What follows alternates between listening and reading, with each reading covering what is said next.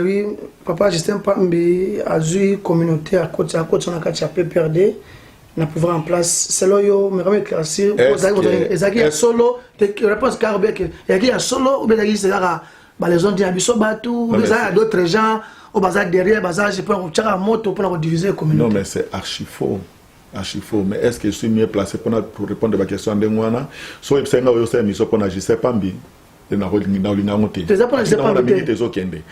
je laisse-moi te répondre. Ngai na pesi ka ndolobi ki développement no mona ki positif. Na mona ilo kwana ezaka positif. Tant mon papa Justin Pambi abandaki musala wana, c'était vraiment positif. Voilà. Bon, to côté pas ya papa Dimolo Kusa.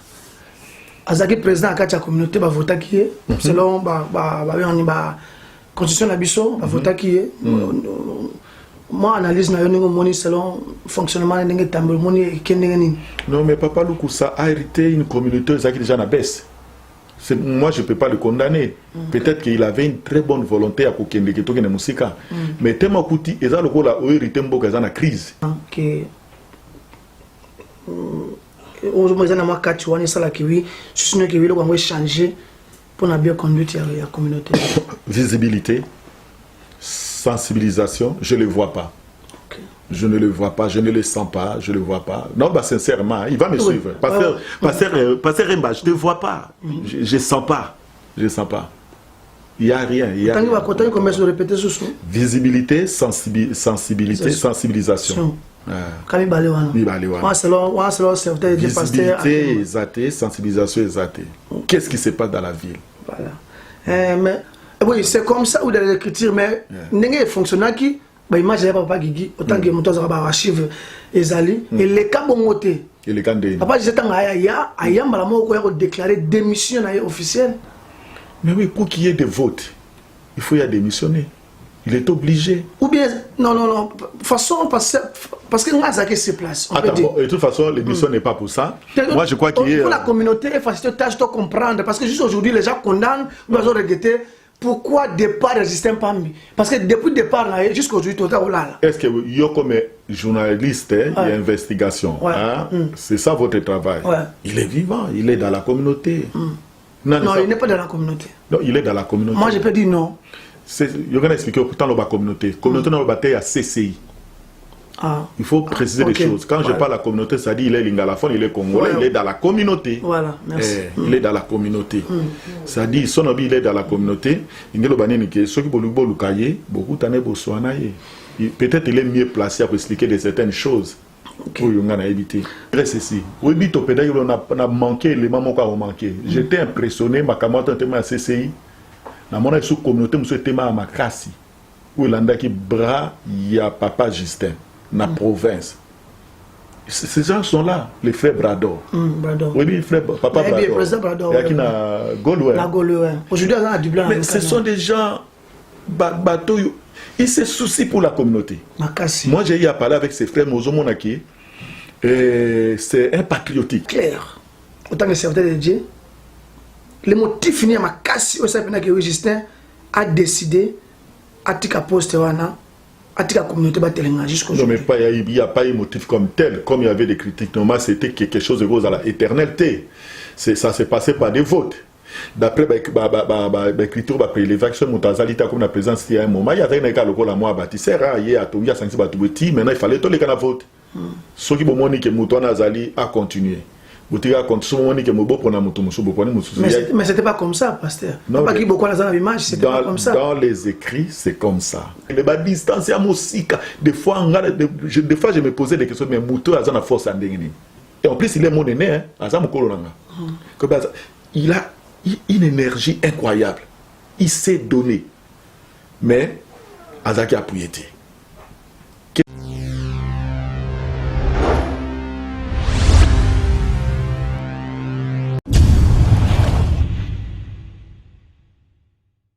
Bonjour et bonsoir, fidèles internautes Elson TV en direct de là. Chers internautes, nous sommes en direct de Dublin. À ville nationale de Dublin. Chers internautes, moi, Elson TV, Troya, la communauté. Notre sujet, c'est le développement de notre communauté. Ce que vous voulez, merci parce qu'après ça, on a souffert de vite. Merci de nous avoir connectés. Vous avez nombreux de nous suivre cette émission. Tout est possible par Elson TV.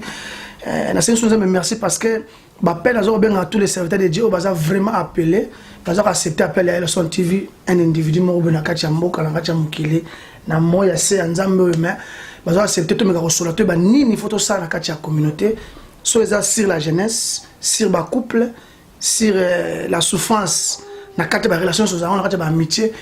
On va essayer de retourner le serviteur de Dieu ou à inviter au nom de pasteur Jean-Pierre Akemba. Vous êtes responsable de l'église de Rama Church, mais tu es comme apôtre, comme docteur, tu peux se présenter pour me ramener bien sûr comme prophète, tu peux barrer la présentation. Tant que moi, pour nous montrer parole, tu dis bonjour et bonsoir. Bonjour, bonsoir à tous les internautes et précisément nos bien-aimés qui sont de Dublin, Union Subaza à Dublin. Pour l'Angaïza Sengoyamba et le TV, pour ceux qui ne me connaissent pas, je réponds au nom de Jean-Pierre Akemba, Naza, pasteur responsable, il y a Blood of New Covenant Church, Rama Ministry, pour Toyebi, na Dublin Rama Church. Alors, Kolandandenge et le TV Autiko Lobanabiso, je suis toujours pasteur, et ça gradité, Naza toujours pasteur des années. Moi j'ai eu l'appel, il y a qu'au assumer ministère, il y a pastorat, donc je suis pasteur. Voilà. Je dis bien Dublin T. Pour le moment, je suis à Dublin. Til lelo, nanu, to remonter na point wanati. Ti lelo nanu to remonter na point wanati. C'est vrai. To remonter na point wanati. Qui est tout rassemblé bateau. Il y a eu des deuils où makambozo ça on n'a pas mbongo, bateau livré mbongo. Donc on est des morts na goloué. Mais on a épaté tout le monde. Même les Nigériens ba comme Obanga biso. D'autres communautés ba comme aux modèles pas na biso, je crois ba Zimbabwe baton. Bazoya aux modèles pas na biso. Mais le problème est que total a mingi où ils allaient à côté à faiblesse à moto. Mais bilo ils allaient positif tout à angokate. C'est pour cela le mal on est que pas na biso communauté na biso tozu Kinshasa to meme angote na poto. Nous avons du mal. Ça dit dans notre culture on dit ma moto ça ce ka moto a koufi ah motoana mais de son vivant devant nous avons du mal. Pona kondima moninga soit c'est le malam. On dit bato non papa Jésus ozo yaboma pa motazu motuka je me souviens on a qui na Mercedes pour chango essence des fois comme le tombo moitié essence bon ba communauté ba 80 euros nazo tiazo ke ne ba distance ya musika des fois je me posais des questions mais moto a na force andengini et en plus il est mon aîné hein azam kolonanga il a une énergie incroyable il s'est donné mais azaki apuyete. Qu'est-ce qu'il a connu les bâtons dans les roues jusqu'à Seketi, et il est la communauté en Wapiam. Pasteur Jean-Pierre, quand vous étiez ensemble,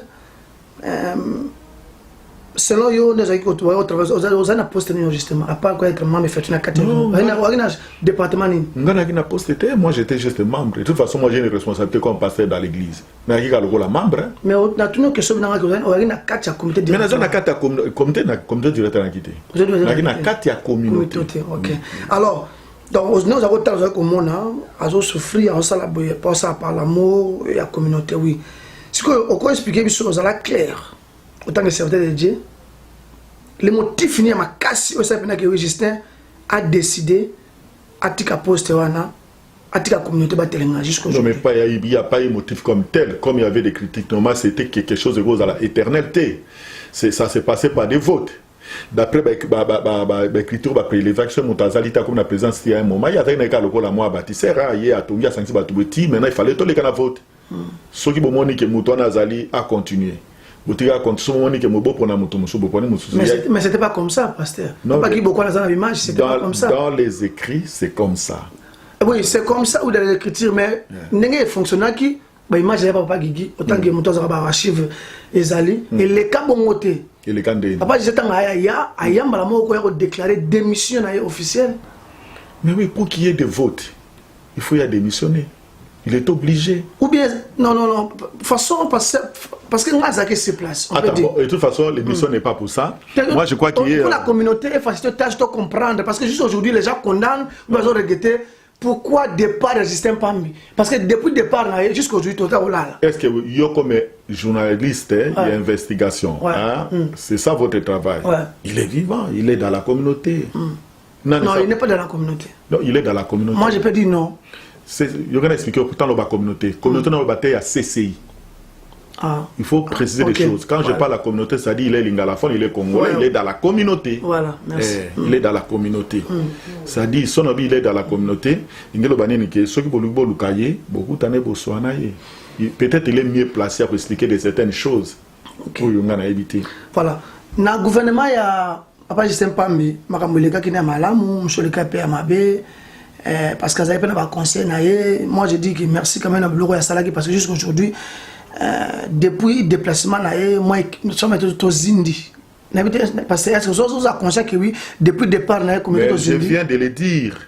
Il est là, remontati. Voilà. Et puis je crains beaucoup.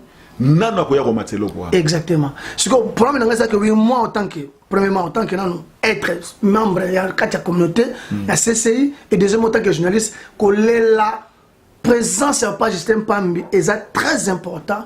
Même dans le département, dans le comité directoire, même dans la communauté. Mais pourquoi Papa Justin Pambi a décidé à se retirer, même dans le général. Mais ceux qui ont besoin de malade, parce que c'est mais dans le général, dans la classe, nous, la jeunesse, on a besoin de ça. Pourquoi il y a autant que yo pasteur autant que pourquoi il y a Je suis son pasteur du côté spirituel.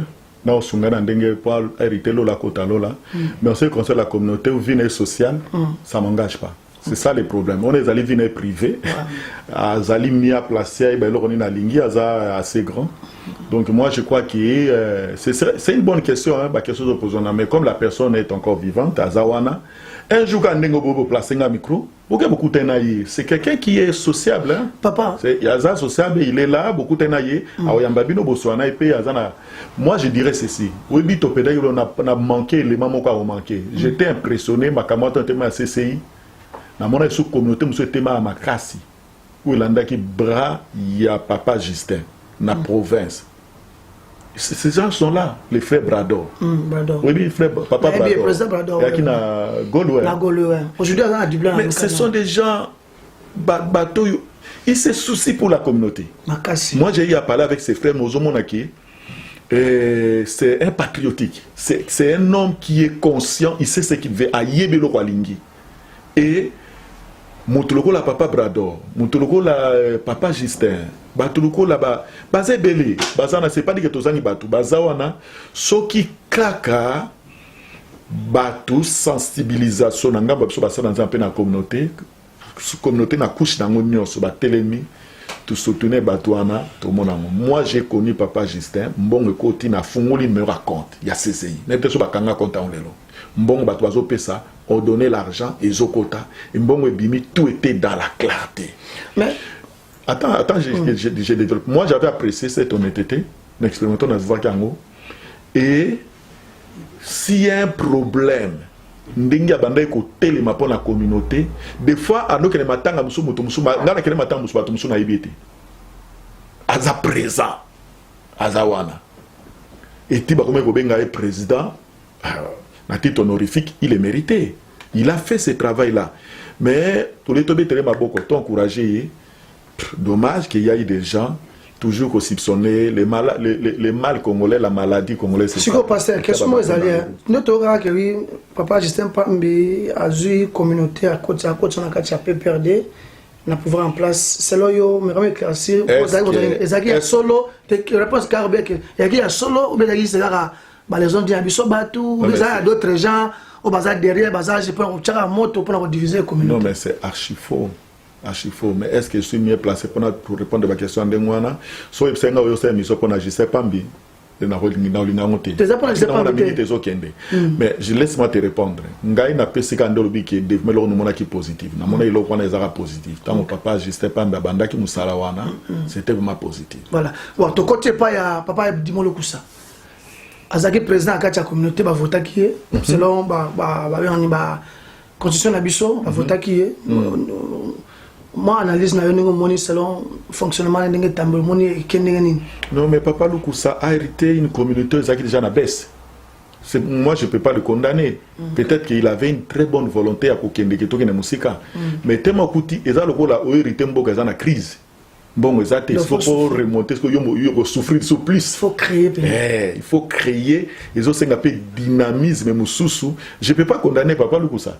Il s'est présenté, c'est son droit comme tout Congolais, comme toute la communauté, et il a eu à faire ce qu'il devait faire avec son équipe. Et nous n'avons pas vu vraiment des gens comme tel, mais je ne peux pas le connaître. Pourquoi? Parce qu'à subir, car conséquence, il y a faiblesse dans la communauté qui t'a qui a liboso. Voilà. Mais tu comprends, à part les Camboyanan, il y a bon, démission, il y a déclaré démissionner. Non.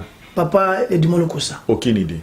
En tout cas, épargne-moi de ça. Aucune idée. C'est vrai. Ah oui, oui. Na évité le jour où on a démissionné. On a date. Tu connais pas date, mais tu es formé que oui, a démissionné. Là, on a courant qui a démissionné. Pour que oui, le président Mbosé soit en place. Ah oui. Oui, on a comme tout le monde. Alors, c'est l'analyse en tant qu'intellectuel, mais en tant que papa, aussi, des responsables de la communauté, au Kambaba, en Nzambe, au moins, il y a qui soit bien, bien soit mal. Ça n'engage que lui, il a bien Zamalam. Moi, je ne sais pas ce qu'il a. Mais toi, on a des démocraties. Justement, c'est ça, c'est difficile pour nous répondre à question. Pourquoi? Parce que ce qui se passe dans le Nakati Amotema Mutoyebite. Le vécu, on a un peu fasciné, pour nous expliquer, je ne sais pas pourquoi. Parce que d'abord, il est dans mon église, et deux, voilà. Il y a un monde mais papa Lukusa, ni de près ni de loin, Nazara quitté. Voilà. C'est juste ça. C'est papa, je t'aime pas Mbibanda, à Sala qui assemblée, à Basoki Place Wana, combien d'assemblées générales au Sala? Aucune idée, je ne me souviens plus. Mais quand même, moi, 3 4. Oui, vous avez 2 ou 3. Ok. La toute question, parce que tu as évité depuis papa Dimolo Kusa, qui poste Wana, va voter qui est. Et assemblée générale au Sala maté. Et on a qu'un. Alors, tu as une polémique, mais tu as une question pour permettre à la communauté de la baisse ma casse. Surtout Kundoli Makamwasete, moi, tu bongisa, exacté. Pasteur, le loyo, au cas où le rôle n'a pas pasteur na kacha communauté est la nini. Est-ce que n'est pas toi ça que n'est pas divorce salema, ba séparation, bana ba kuluna ba bimi, ba désobéissance c'est quand na kacha ba couple, accord encore mais quand na kacha ba couple, na kacha même ba faille. Les pasteurs bazo jouer on bazo sala pour na soutenir.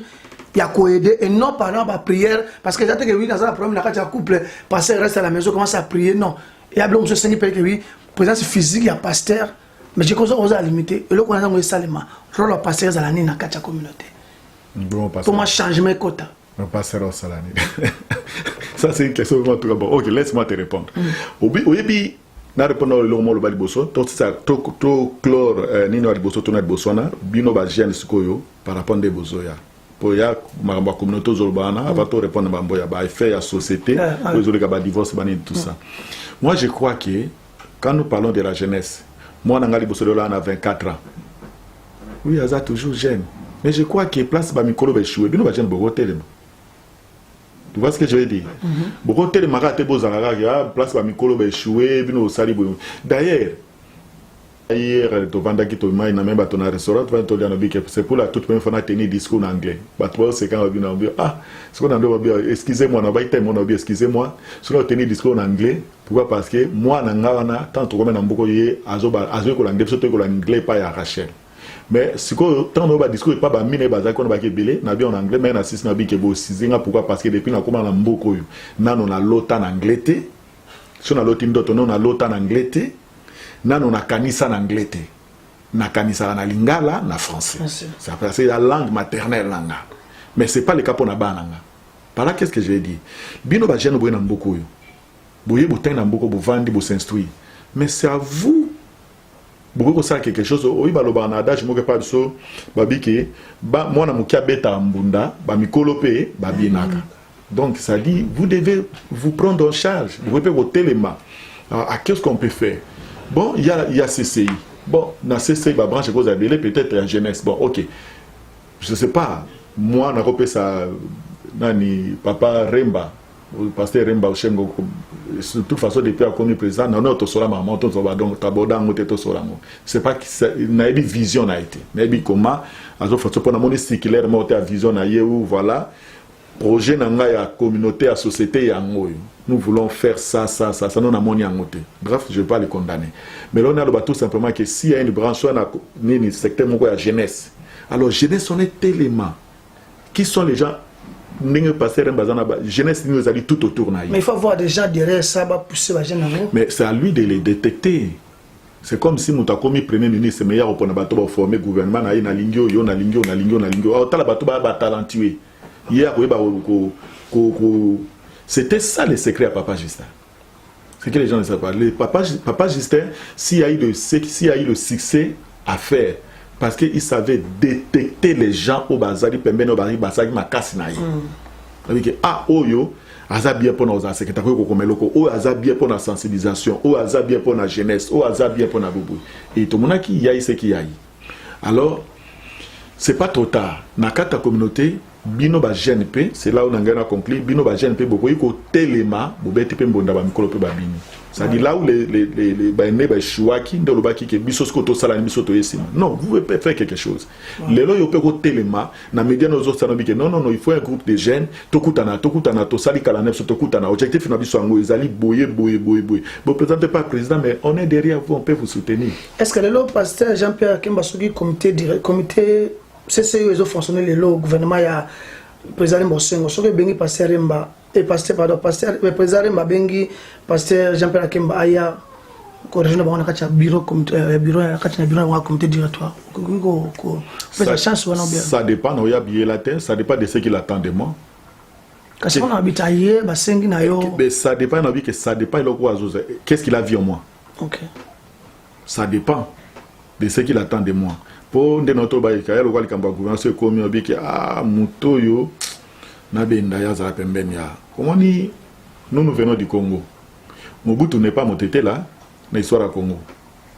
Premier ministre c'était qui? Na zo peu moi fait histoire muke. Premier ministre c'était qui Otebi Azabi que Lumumba. Mais Lumumba a vu Mobutu comme son secrétaire. Est-ce que Lumumba et Mobutu Azabi monté là? Aïe monté là. Mais qu'est-ce que Lumumba avait vu à Mobutu? C'est que monaka ah jeune surtout à pembeni na ye. Il a la potentialité, il peut donner quelque chose. C'est comme ça que ça se passe. Cela dépend de muto bache wana ya yebi na communauté qui est qui. Aussi muto aza mukonya mboka ebaki muto peut apporter quelque chose, muto peut faire quelque chose. C'est comme ça. C'est comme nous aussi dans l'église. Il y a une église avec muto yo. D'ailleurs le dimanche qui était passé, j'étais étonné l'une de mes filles pour la première fois ça là. Ça mes filles pas biologiques moi pour la première phase ça modération j'étais waouh oui moi pourquoi on exporter karaté mais heureusement qu'il y a ce qui a une mon ça modération ça l'a très bien c'est à peu près ça. Alors pasteur Jean-Pierre Kemba lelo de tozali boy tunto sengelo moko pesa biso moi idée o ezaki lelo soki ensemble le roi sur pour essayer de développer to progresser to kotana lobby no lobby wana parce que tant moi on essaie de passer parce que tous les pasteurs dans ça presque ba okanga na place de kambwala ke ba mito to zana ngo to luka to sala bo to sabo so ngelo so TV nzamba sala grâce que oui ala singa la singa vision na ko sala aussi mes conseils na kata technique habité luka monsieur Kemba luka monsieur pasteur Jean pasteur Luki luka on va attendre pas soir tu avais na suka bon ça pas président Remba donc des agissons en train de sensibiliser pour toute l'opinion accepter de Dieu lancer message et ma casse message fort et le connaît c'est tout ça là pour te changer baisse autour d'un amour.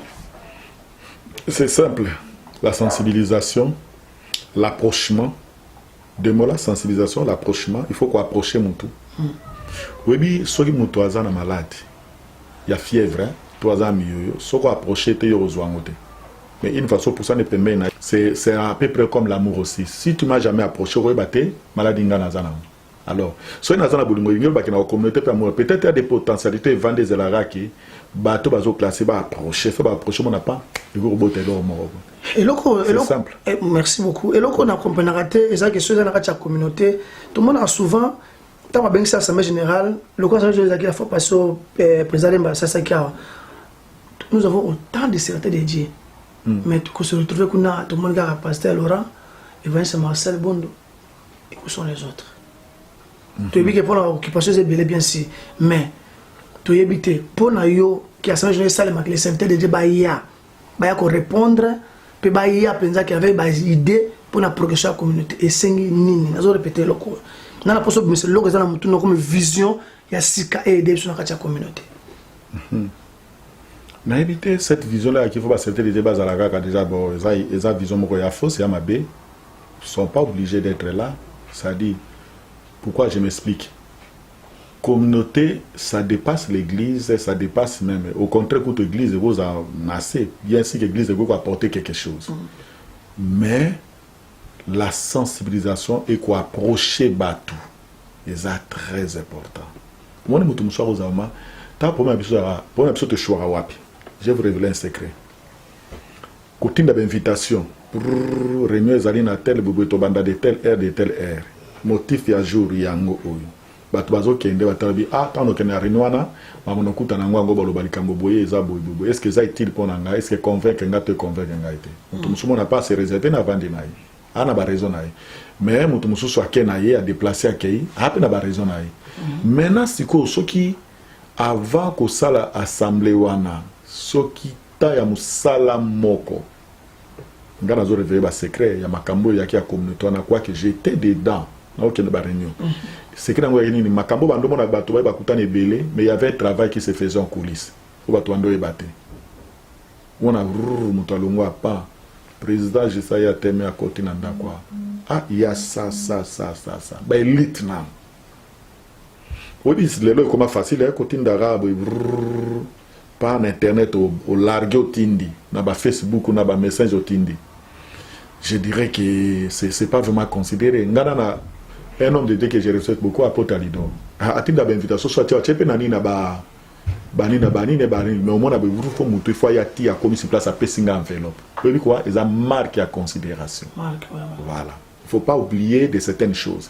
Ngana mone lo rabatté na mire internet. Kombo na katelo mo na katite mais attends, pour na rehausser présence nanga. Ils ont senga penata makamuna na ngo petit. Est-ce que je trouve mon intérêt et cet intérêt nanga na kati? Est-ce que nous n'avons aucun intérêt? Pasteur, mon père, c'est que nous sommes des responsables. Si vous avez la vision pour l'intérêt de notre communauté, autant que responsable, il faut avoir une lettre officielle. Tant que vous avez une lettre, il faut que vous ayez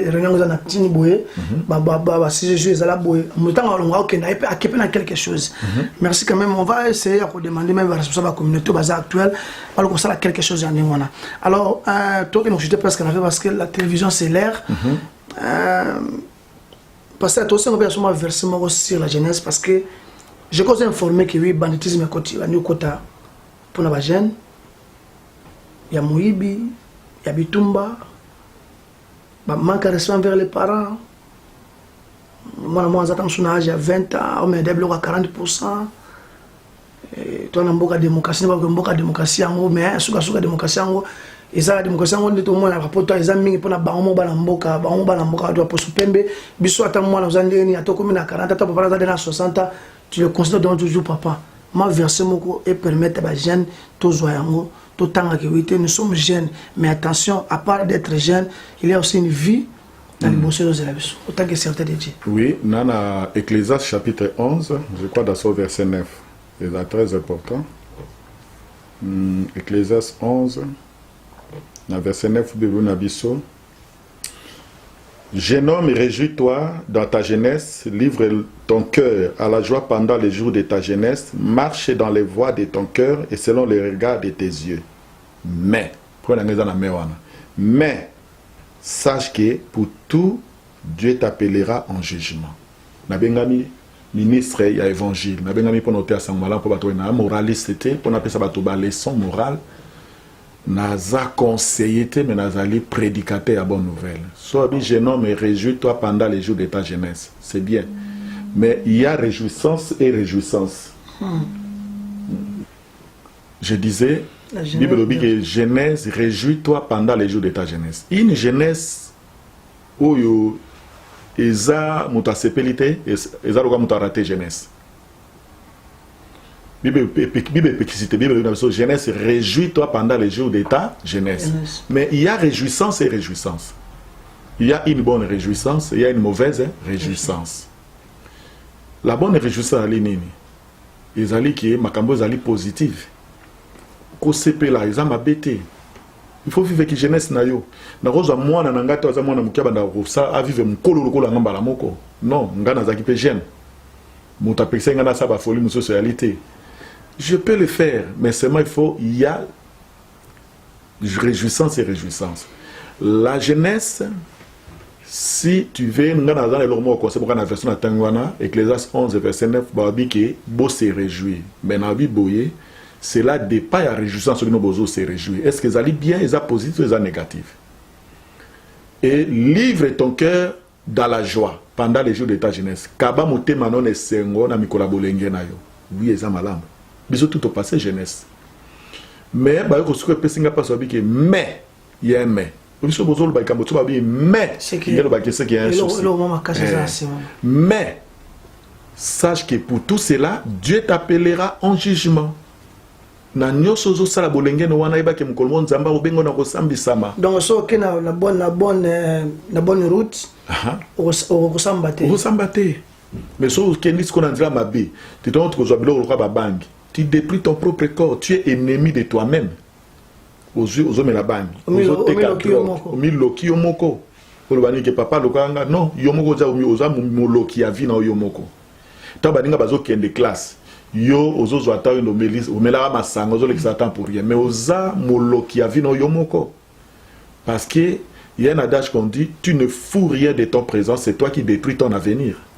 Qu'est-ce que tu fais pour le présent? Un jour comme jaloux. Et so ça le remonter, yo moko bomi avenir na yo.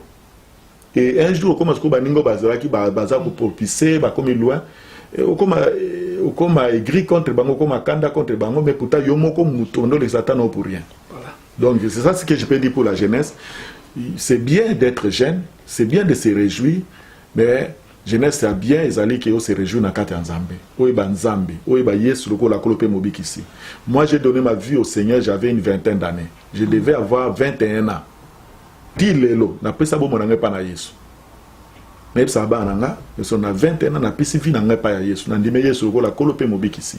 Et ça m'a épargné de beaucoup de choses. J'ai perdu beaucoup de mes amis. Ou dona ba onto sakana, bomela, tomela masanga, tomela cigarette, tomela bangia, tout ça. Mais non, mais moi je m'étais abstenu de ces choses-là. Mais n'empêche que nzamba batenga leona na 50 et quelques, je vois ma fille à Zokola. Pourquoi nzamba batelingai?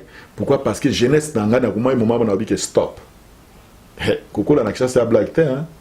Moni matongeza musikate to ina baba bobongo ezali wana to ina baba disco Willy Moshengo ayebi Willy tozana na dibla ayebi mais dernière fois na ngai na pesa vie na ngai pa na kolo ezali na juin 86 j'ai donné ma vie au Seigneur. Je devais avoir 21 ans et tilelo na mona na sala choix mabete na regretta rangoti ata na moni mutu ameli alango na kikuna il détruit sa propre vie.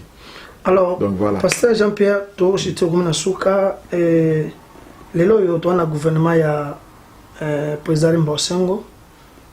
Je crois que nous avons là, nous avons kendele. Et là, nous avons na katuana qui, nous avons na katuana ça là qui oui, je suis que oui, nous avons changer pour la bien conduite de la communauté. Visibilité, sensibilisation, je ne le vois pas.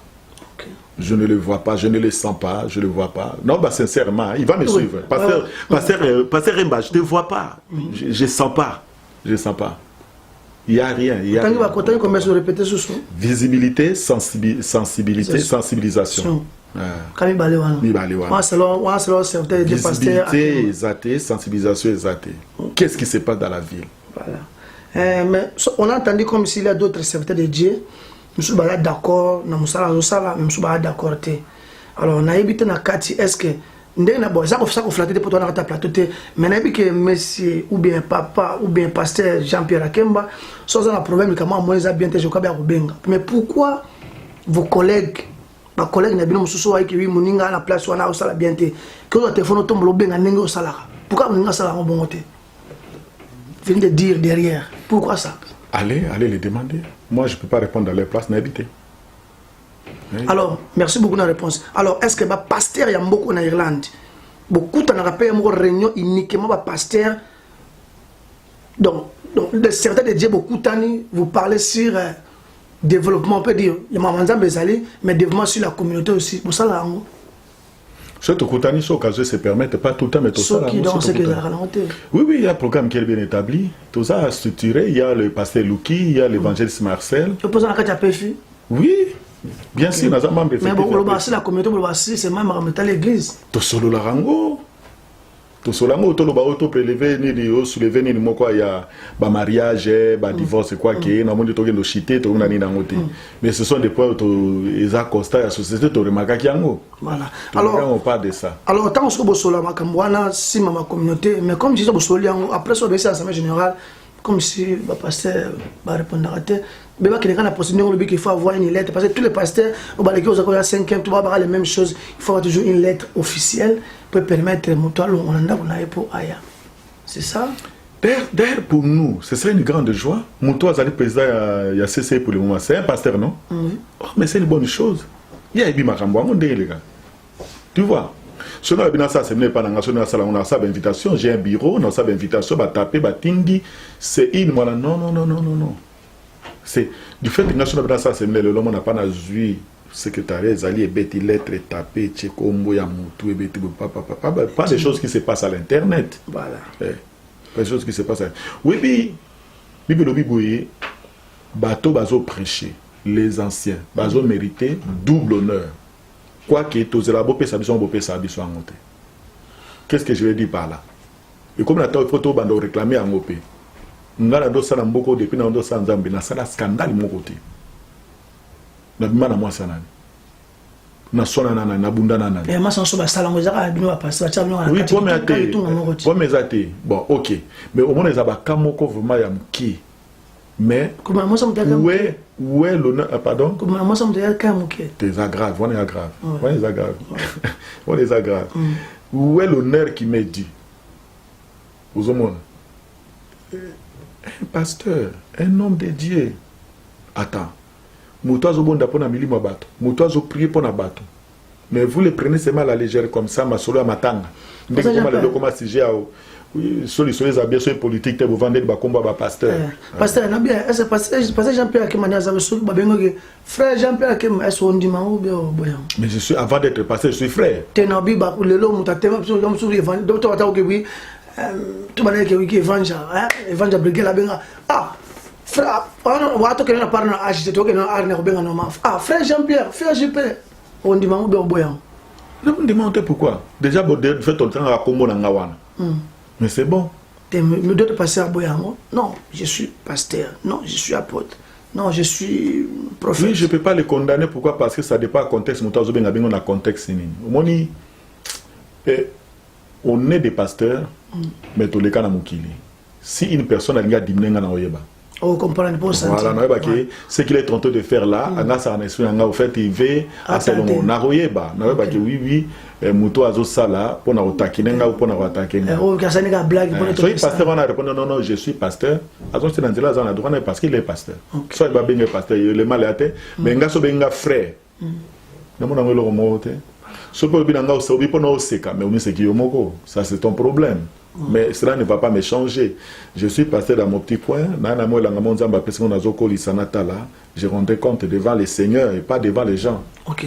Pasteur Jean-Pierre Tokomi na suka, eloko moko ya suka, eza susu na kati ya kibi, nini makambo ya matanga utukoleka awa. Système ya communauté aux travailler que ceux qui le mutu akufi, communauté azana pona kopesa compte rendu. On peut dire que mutu akufi peut-être quoi le mardi, mercredi, jeudi, communauté zoya, la communauté zoya, zo pesa compte rendu. Mais tu comprends la matanga ya fa na biso William Kawe, tanga saki tout le monde m'a échangé qui. Tout le monde pas ya qui encore pas ya papa soja masepula comme si communauté assuré qu'il a qui il a d'autres gens parce qu'il bosse au devant on a famille. Et ça un exemple la personne veut dire rosa moi nda ko boy moi na so suka leki na so suka abi que papa j'appelle na maman bride abi que oui ninga meliti boy na poka avant la organisation miliki. Parce que moi na poka ameli miliki est-ce que moi na osala bien? Donc, et là, on a changé par rapport à quoi? Parce que tu comprends, tu as bien changé, mais que vous avez changé par le pasteur. Et on a profité de tout notre que pasteur. Nous avons que sur les ayotés, mais à quoi ça? Est-ce que vous avez informé que oui, c'est vous qui avez décidé de le faire, ça, que oui, que sur la compte de la communauté, et que oui, pasteur va décider, parce qu'on a un bon modèle, que oui, nous sommes à couvrir la église, bino bozo de devant te donc communauté zo devant te botiki pasteur église on tazo devant. Est-ce que ils a bonne marche ou bien ça que oui ils a pas na détruire parce que ngama za si place na moi mtu zo ya na mbongo ya na 50 60 euros pesa mais tant à côté pas communauté bozo te ba église ba église to zo mbongo wala ba doit pesa ba famille mtu maman zo changer mbongo apesi pas pesa 50 apesi 30. Dans informé, mais vous avez un repéra isolé, il y a un isolé, mais je ne suis pas informé. Dans informé dans côté. Mais au moins, vous avez mal à bien. Non, mais ça dépasse que ceux qui m'ont fait un membre de l'église. Bien sûr, la communauté peut intervenir, pas un membre de la communauté, mais l'église aussi, place il y a des membres. Pas peine à tout intervenir par exemple, dans la communauté, ce qu'on a encore pastoral, ceux qui m'attendent les alliés, tu peux faire sous contribution, tu peux place tout à communauté. Tu vois l'église. Une église. Mais l'église, on va faire une communauté, communauté représentant. L'église a repéré ça, na katia corps pastoral, na oya biso ya PFI. Ba PSI. Je crois que nous avons chargé dans les évangélistes Marcel. Tu n'as pas cet exemple que nous avons peut-être souhaité que nous avons Rama Church. Nous avons fait Rama Church. Nous avons décidé de 50, 50, 30, 30. Tout il y a quatre temps sur une bonne wana. Pour nous faire sa communauté, église Rama Church, nous avons fait tout résultat. Nous avons fait 5 000. Mais bien bon, on va faire sa communauté, communauté présenter la famille. Après ça rapport comme de message comme d'habitude nous allons reyebi. Bon préférez on peut ça on balamoko responsable de la famille. N'absence peut là. Il y a communauté ou bien bureau à communauté directoire. C'est là où Monique est là et c'est là que bien bien changer policy mon na kachwa. Na ba kiza ba kama ko isolé, ça dépend du pasteur na place à prier, mais en principe ils ont un peu ma bête, so ba pesi pas za membre ba ngo église. OK. Ils ont ma bête, il faut être aussi large dans la communauté pour comprendre la situation mususu. Tu te rends moto azali membre église et pas nanga. Bo to zimbongo to contribuer to doper ça na communauté. Alors, communauté pas ko ça la ngopé.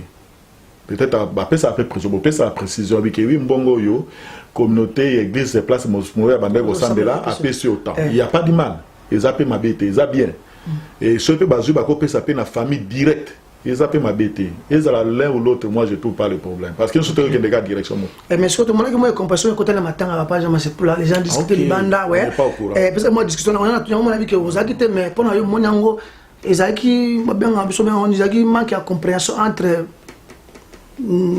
famille na église ou bien entre famille na communauté ou bien ça quelque chose moins entre bon pour faire la base. C'est sûr Basola peut-être bien té Basola est bien té et je dirais ceci quand on parle de la communauté tout réduire communauté quand mamba matanga té on attend beaucoup de la communauté pourquoi communiquer les communautés très comme mamba matanga sur matanga on voit communauté TLMCCI on l'attend ces noms là sur quand matanga c'est pour ça que je dis qu'il n'y a pas la visibilité. Il n'y a pas la sensibilisation, il y a rien.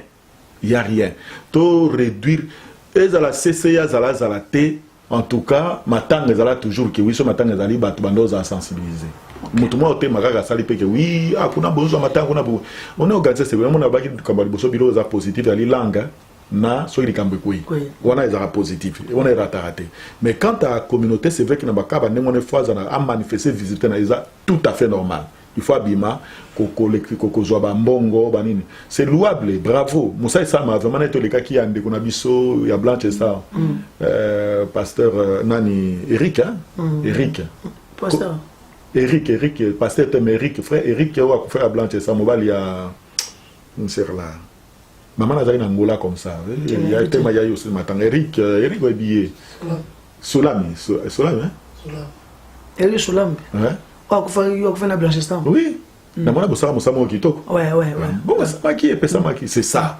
Nous voulons ça, mais tous à la niveau on a plus loin. Il y a trop de choses à faire. On peut se retrouver dans la communauté. Ça m'attanga. Que oui, comme vous avez mais président Massaki en général des mains on a tout à l'heure. On doit répondre à qu'est-ce qu'il a fait comme travail. Voilà, demandez-lui. C'est très important comme il y a qu'est-ce qu'il a fait. Au moins, ton assemblée générale, oui, pourquoi? Parce que moi j'ai toujours dit ça, ils ont même à niveau église, ils ont cela dépend de la sensibilisation, il y a cessé au Bossali. Bossali Nini. Tu as même un journaliste, ceux qui ont des lettres. Bâti va être maintenant officiel, il est maintenant officiel, caché à bureau penda. Donc, aux autres bisous bien dans mon salon, il y a des réunions officielles pour les médias, boy.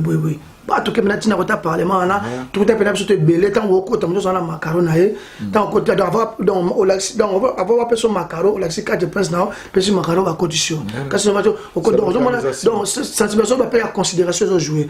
Parce que comme on a sous comme mot de la Jean-Pierre Akemba na musana au sala na Ramachot évolution en open pour cette fois-ci. Merci beaucoup. Merci pour la considération d'abord. Et deuxièmement, au Tolobi, on a parlé qu'il y a un cœur ouvert. Ce qui c'est possible à ton sous-souté. Peut-être toi, on a manqué d'informations, on ne sait pas. Mais si ça peut contribuer pour l'avancement, il y a la communauté, gloire à Dieu, et je vais faire mes salutations à membres de toute l'église à Rama Church. Tu es bientôt ton ami Lulu à jeunesse. Merci vous avez invité pour soutenir du 17 au 18, tu as la journée convention à jeunesse. Kuna ba jeune barotea, kuna ba jeune eza journée na bango 2 jours samedi tina dimanche. Donc ba ozalawana CY donc Rama Church, jeunesse abiso ya jeunesse ya Rama ba organiser convention ba inviter tous les jeunes au Bahia dans toutes les églises, Bahia journée wana sont les bienvenus. Voilà. To pesi basala nzambe nyoso mbote na Dublin, tout le corps de Christ. C'est votre bien-aimé, le pasteur Jean-Pierre Akemba, Nzamba Pambola Bisso, et surtout, nous poussons lentement sûrement vers fin de l'année. Toye Bali Soussou, pour renouveler l'amour Nabiso pour na Christ. Jésus-Christ revient bientôt. Tozota Mokilinde Ezo Kende, Tozota la Koma, gouvernement Ezo changé, Tozota Mamwe Bele Ezo Koma. Voilà, tu vas dans le cadre de la communauté, mais si c'était cadre spirituel, il y a beaucoup de choses à développer. C'est vrai, il faut tout faire, ça nous malamu. Bandeko yo bazo bomara mabala boye bake soki botay na mukana nzambe. Dieu n'est pas pour le divorce, Dieu est pour le mariage. Et parce que s'il y a le divorce, tout le monde a ba parents mingi ba otika bana bango bazo ko la sans ba parents ba ko dina relation moko ya monoparental bana ba ko la na relation ba parents ya monoparental aza papa zate mama zate msoko la pas papa msoko la pas maman to éviter yango. Et puis, tout ça qui était, ano elekio yo, nzamba sunga biso na bano tozo se prépare tokota, to sala malamu pour la communauté, to zalawana, to kangala bomoko, c'est dans l'unité que on est fort. Donc l'union fait la force. Donc c'est pour que tous ala une communauté forte, tous ala makas. Voilà, Nzamba Pambolayo, journaliste, merci beaucoup pour la visite Nabine. Merci, nous sommes à la fin. C'était Eloson TV avec notre invité, pasteur Jean-Pierre Akemba. Merci pour notre journal de tout passé en haut. Mais nous sommes la bandeko. Marambo, pasteur Jean-Pierre Akemba, le but, nous avons sens balai. En d'autres termes, côté mon papa, la quartier communauté, côté mon sous-autant, le pasteur, le serviteur de Dieu, tout le gros ça a quelque chose. Mais nous avons appelé au passé à tout le que oui, nous avons analyse de Hollanda. C'est là, la question à biso, mais la réponse n'a pas été. Ce qui a négativité, tout le cas de chat positif et côté la carte et quoi aider. Dans la carte à Moussala, on continue à sensibiliser à certains de Dieu parce que ban a rôle à ça la carte à communauté. Ban a rôle à ça la carte à quoi aider peuple parce que distraction à ma casse, ma promesse a tellement ébélé, mais chaque jour pas de voir qu'une église. Chaque dimanche pas qu'une église. N'éviter ce passage à terre que oui, le divorce est permis d'éviter. Mais nous avons dit que oui, nous avons pour la motivation, nous avons pour la libala et non pour le divorce ou pour la séparation. Tous les serviteurs de continuer à accepter l'appel langai, cause un esprit humble, il y a humilité boy, il y a remis qui s'abonne, nzamba adna mena tombola loka pasteur boy, il y a quoi accepter parce que na joué tant na elelo. Par exemple, muto atanga sa makamone makamsuja kami ya monzambi pekaka azana ba rendez-vous na bato makamanza mais na joué tant na pour to meka solo makambo pour communauté c'est important. Quant à moi je dis merci à l'équipe, tout est possible. Merci à la production Lambiki Dioka, merci à Massive Matabisi, merci à MOTT au Japon, Willow Pele la Yaya, Nabi qui est de retour déjà, on est ensemble. Dikamba maman, il y a Liwa maman, je crois, au Kenya on est bandé petit Nasuka, a connu maman. Courage, on est ensemble. Merci aussi à Justin Lota, les bourgeois de Dublin, papa na Sierra Percy. Merci à maman de Dublin, Babi, Yojina Yoji, Yambamoto, on est ensemble. Merci aussi à les jeunes patrons, Serge Kodia, tu as le pasteur hier. Papa qui beaucoup na, au bail que Luca papa wana.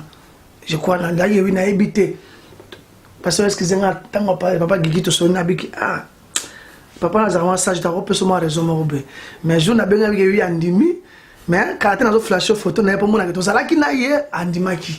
Donc sali, na pese mbote na. Donc l'autre part, tout ça que moi les sous morbe, tu peux te tomber pasteur. Ah, parce que zama sage ta repose moi raison moi belé mais tellement ma communauté il a accepté.